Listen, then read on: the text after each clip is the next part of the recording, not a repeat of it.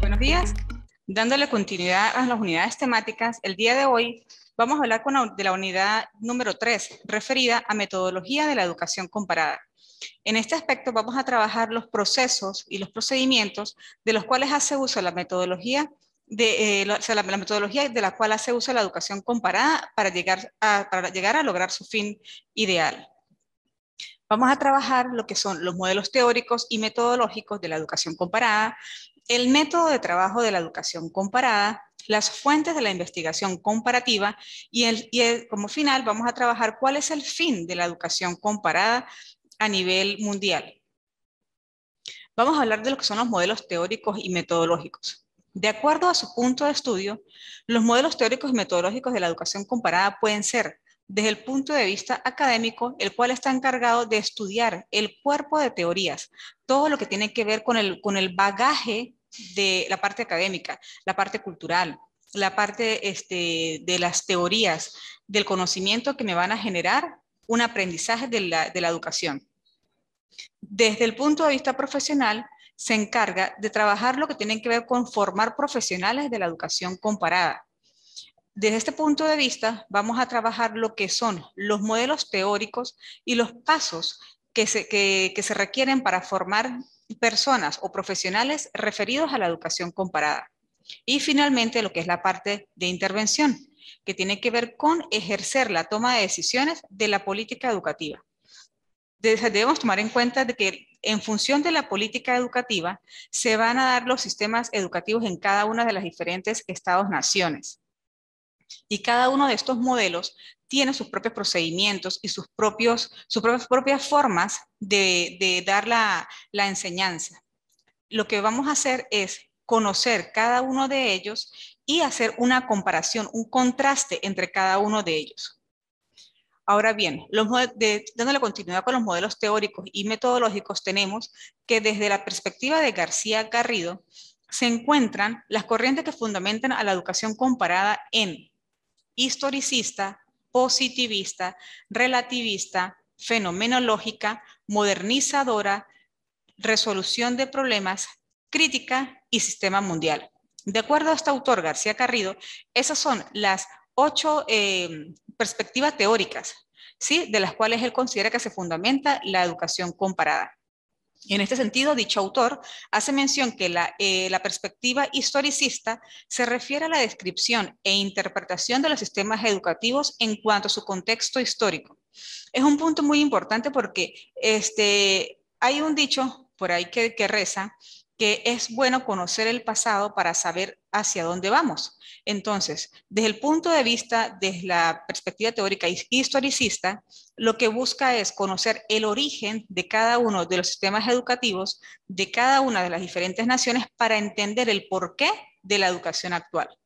Desde el punto de vista positivista, este autor nos habla de la posibilidad de generar leyes generales referentes al sistema educativo, es decir, generar leyes nuevas que me van a generar una reforma en el sistema educativo actual en función de las debilidades que fueron detectadas en un principio y evolucionar para lograr la mejora en la educación. En cuanto a la perspectiva teórica relativista, este autor comenta que consiste en ubicar el fenómeno educativo desde su contexto, tal como hablábamos en las clases anteriores. Cada contexto va a hacer que la realidad educativa de cada una de las naciones varíe. No es el mismo contexto que vive, por ejemplo, un estudiante en Venezuela al contexto educativo que se maneja, por ejemplo, un estudiante en España, en Alemania, en Francia o en Japón. Cada contexto hace que su realidad educativa cambie. De acuerdo al punto de vista fenomenológico, este autor nos habla de que no se puede determinar la comparación debido a que cada fenómeno es único. Tiene mucha relación con el punto de vista relativista, tal cual como hablamos. El contexto de cada una de los sistemas educativos va a hacer que su realidad y que su contexto varíe. Va a hacer que cada una de las realidades que vive cada uno de esos estudiantes sea completamente diferente. En cuanto a la perspectiva modernizadora para este autor, para ayudar y orientar las políticas educativas de estados y organismos públicos, se busca es que a través del Estado se modernice el sistema educativo de cada una de las naciones. Lo que busca es precisamente eso, modelar, detectar debilidades y buscar cómo se puede mejorar en función de lo que se tenía y que se evidenció que a lo mejor no obtuvo los resultados que se fueron esperados. En cuanto a la resolución de problemas, dice que consiste en solucionar problemas a través del planteamiento y comprobación de hipótesis. Es decir, como estudiosos de la educación comparada, se van a plantear diferentes hipótesis de acuerdo a los contextos y las realidades educativas de cada una de las naciones. Ver qué sirve y qué no sirve. Lo que sirva se puede seguir aplicando, detectar las debilidades que hay presentes y poder fortalecerlas en función de la realidad que fue evidenciada. En cuanto a la perspectiva crítica, nos hace mención a que consiste en buscar el apoyo a los cambios e innovación por medio del análisis de la desigualdad y manejo del poder. Esto es una postura marxista que hace mención precisamente a los cambios y la innovación. Y finalmente, la perspectiva teórica del sistema mundial. Este autor nos indica que lo que pretende es el carácter transnacional del sistema educativo, es decir, pasar más allá de las fronteras de las diferentes naciones, determinar y comparar qué es viable o qué sirve de los sistemas educativos de otras naciones y qué puedo tomar para el sistema educativo propio. La educación comparada es una ciencia debido a que su objeto de estudio son los hechos o situaciones educativas que se dan en cada uno de los diferentes contextos y realidades educativas. Es una ciencia debido a que tienen un método de comparación. Se establece una comparativa entre los diferentes sistemas educativos, tanto de países desarrollados como países en vías de desarrollo. Es una ciencia porque se rige de principios específicos. La educación comparada proporciona conocimientos ciertos de la realidad educativa y los contextos que vive cada una de las naciones. Se pueden derivar leyes universales aplicables a cada país en función de lo evidenciado y de lo determinado a través de las hipótesis, ¿sí?, planteadas por la educación comparada. Se puede determinar qué es aplicable en cada nación y qué no. Porque puede ser que a lo mejor lo que funcionó para un país no funcione o no sirva o no sea aplicable para otra nación. Pero puede que ciertos aspectos puedan ser tomados en cuenta en función de la mejora. Es una ciencia ya que es teológico a los fines de la educación. Se refiere a los medios y a las técnicas, es decir, la educación comparada va a visualizar cuáles son los medios, cuáles son los métodos, las formas, las técnicas, y hará uso de instrumentos para poder determinar qué sirve y qué no sirve, qué sirve y qué podemos aplicar en diferentes contextos y realidades educativas. Es ontológico al estudio del ser de la educación. Todo esto hace que la educación comparada sea tomada como una ciencia. Ahora bien, el método de trabajo desde la educación comparada. ¿Cuál es el método? ¿Cuál es el procedimiento? ¿Cuáles son las etapas o fases de las cuales se vale la educación comparada? Bueno, de acuerdo a Agustín Belloso en 1991, él nos indica que son 4 etapas o 4 fases a saber.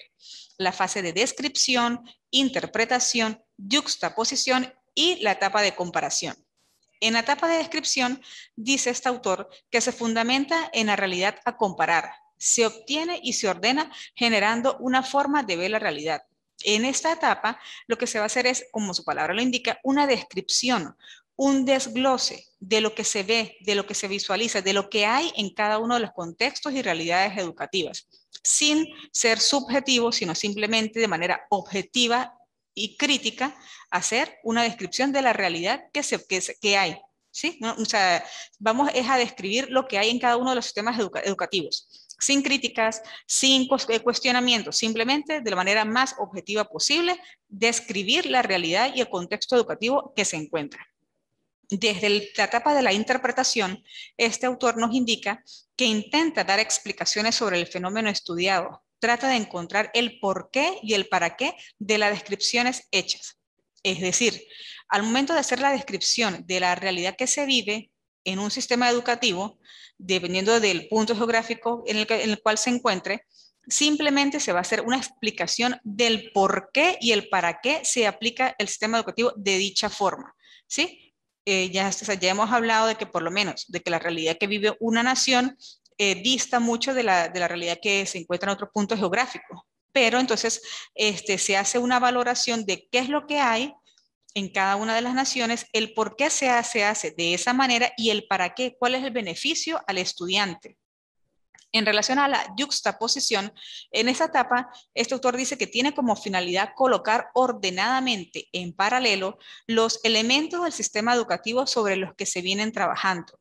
Es decir, se van a mostrar, se van a indicar cuál es la finalidad de cada uno de los elementos de los cuales forma parte el sistema educativo de cada una de las naciones, ¿sí? Con las que se vienen trabajando. En cuanto a la comparación, este autor nos indica que consiste en establecer relaciones entre dos o más fenómenos de un mismo género. Relaciones que sirven para deducir una congruencia, una afinidad o una discrepancia.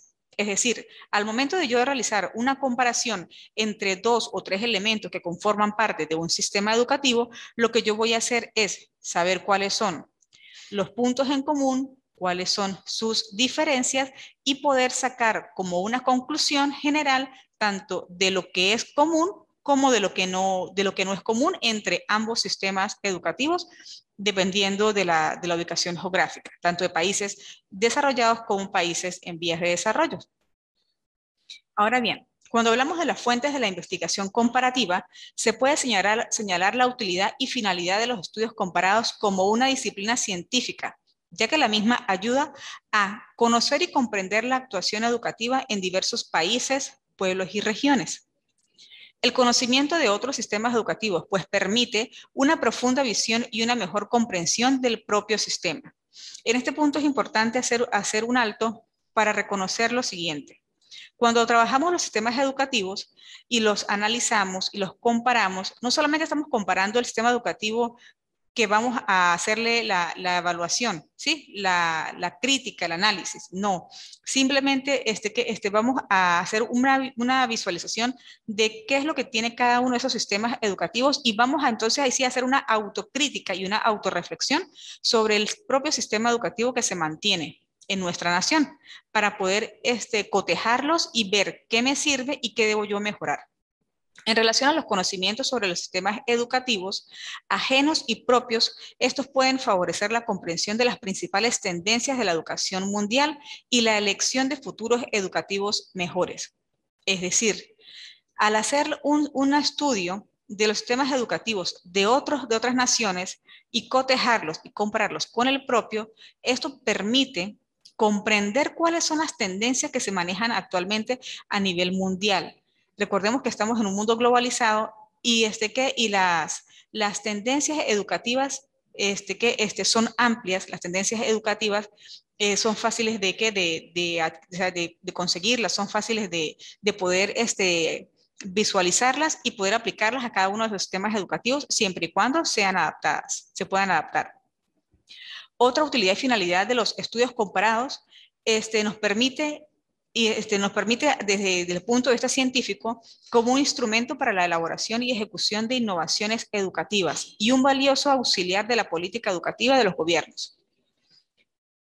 Permite alcanzar, a su vez, una comprensión internacional sobre el fenómeno educativo. Puede contribuir a la paz en el mundo y a la eliminación de sentimientos etnocéntricos, nacionalistas e imperialistas, a la vez que puede servir de instrumento de asistencia técnica educativa a nivel mundial. Podemos ver entonces otra de las utilidades y las finalidades de la educación comparada, que consiste precisamente en contribuir a la educación de diferentes puntos a nivel mundial. Podemos evidenciar entonces cómo la educación vista desde varias perspectivas nos va a permitir evidenciar y hacer una comprensión del sistema educativo propio, ver qué sirve para ser aplicado en otros puntos, en otros destinos. Llegamos así entonces a lo que es el fin de la educación comparada. Dentro del fin de la educación comparada tenemos que dentro de las finalidades de la educación comparada se encuentra inmerso los siguientes aspectos. Desde el punto de vista personal, desde el punto de vista del ámbito nacional y desde el punto internacional. Desde el punto de vista personal tenemos lo que son las similitudes y diferencias entre los diferentes sistemas educativos. Importancia de los factores contextuales, establecer influencias, la comprensión del sistema educativo y formar actitudes. Desde el punto de vista personal, podemos analizar que la educación comparada a nivel personal, a nivel de sistema educativo propio, lo que busca es precisamente eso, como hemos venido hablando, establecer las similitudes y diferencias entre los diferentes sistemas educativos que vayamos a comparar, bien sea, bueno, de acuerdo a diferentes latitudes y contextos geográficos. Determinar cuál es la importancia de los factores contextuales. No es lo mismo, por ejemplo, a pesar de que el sistema educativo sea el mismo aquí en Venezuela, no es el mismo el contexto que se puede vivir en la zona urbana al contexto que se puede vivir en la zona rural, por ejemplo. Es más, dista mucho los factores contextuales, inclusive en las zonas que sean montañosas, a las zonas que sean la zona costera, ¿sí? A pesar de que el sistema educativo es el mismo, la contextualización de los contenidos va a variar notoriamente.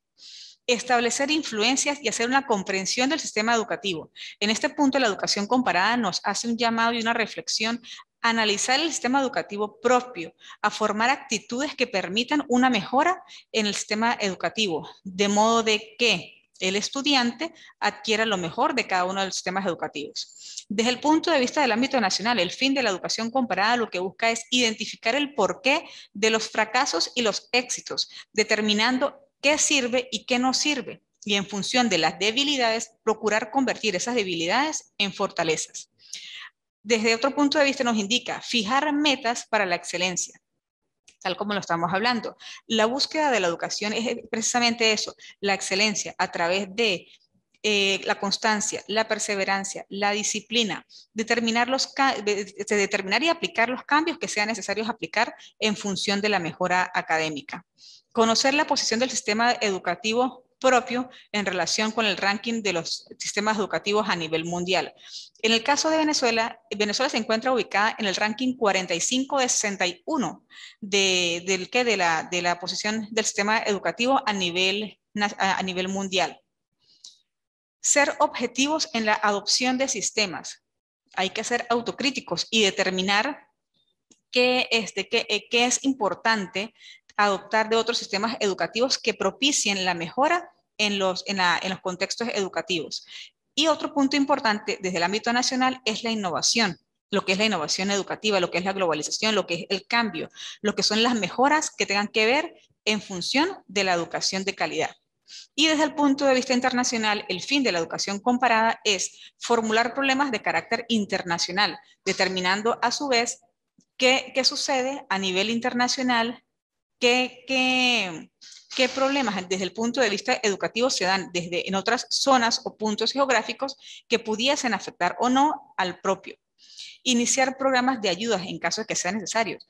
Por ejemplo, lo que es la UNESCO, lo que son las organizaciones, lo que es hay varias organizaciones que se encargan a través de programas de ayudas, que para la UNICEF también es otra organización que se encarga de generar ayudas a la educación, procurando hacer modificaciones no solamente en infraestructuras, capacitación y formación para los docentes, programas para los jóvenes de diferentes recursos económicos y aprender de las experiencias culturales de cada uno de los puntos geográficos en los que se encuentran. De allí que entonces podemos dar como a manera de conclusión que el fin de la educación comparada a nivel personal, hago una autocrítica del sistema educativo que impera en mi nación, ver cómo afecta el contexto y la realidad ese sistema educativo y cómo puedo yo hacer un cambio desde mi rol como docente para que sea una educación de calidad. A su vez, hacer una contextualización de la realidad que se vive en cada punto geográfico y hacer un análisis de la situación que se vive a nivel internacional, desde el punto de vista de las experiencias culturales y determinar cómo esa influye o no en el sistema educativo que se vive en la nación. Finalmente, les presento a ustedes entonces las actividades para esta unidad número 3, que se encuentra referida de la siguiente manera. De acuerdo al método de trabajo de la educación comparada, ejemplifica los modelos educativos que consideres pertinentes para aplicarlo, de acuerdo a cada una de sus 4 etapas: descripción, interpretación, yuxtaposición y comparación. Así entonces, ustedes van a elegir 2 modelos educativos, los que ustedes consideren. Y al momento de hacer la comparación, vamos a hacer la comparativa tomando en cuenta esas 4 etapas de la educación comparada. Bueno, jóvenes, eso ha sido la unidad número 3. Muchísimas gracias.